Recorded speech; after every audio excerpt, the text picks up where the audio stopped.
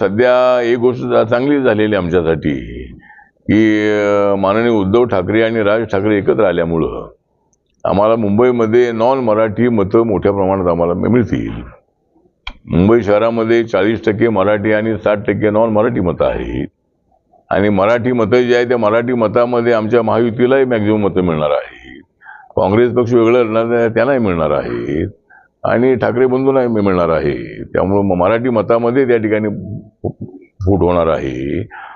आणि उद्धव ठाकरे आणि बाळासाहेब ठाकरेंची जी काय भूमिका होती ही भूमिका ते विसरलेले आहेत.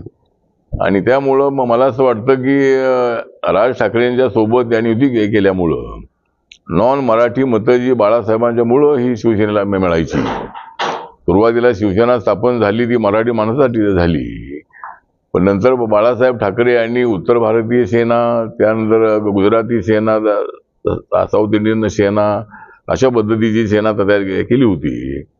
आणि मुस्लिम मतं जी आहे ती मुस्लिम मतं सुद्धा बाळासाहेबांच्या शिवसेनेला मिळायची. तर आता हे दोघे एकत्र आल्यामुळं उद्धव ठाकरेंचं मोठं नुकसान होणार आहे. त्यामुळं राज ठाकरेंना त्यांनी सोबत घेण्याची चूक करायला नको होती. आमच्या बरोबर लोकसभेला राज ठाकरे असताना आम्हाला काय फार फायदा झाला नाही, पण विधानसभेला ते आमच्यासोबत नव्हते त्यावेळेला आम्हाला जास्त फायदा झाला. त्यामुळे माझं व्यक्तिगत मत आहे की राज ठाकरे अत्यंत उत्कृष्ट नेते आहेत, चांगले स्पीकर आहेत, इव्हेंट मॅनेजमेंट त्यांचं अत्यंत चांगलं आहे, त्यांच्या सभांना मोठी गर्दी असते, पण मतं मिळत नाहीत अशा पद्धतीची त्यांची सुद्धा परिस्थिती आहे.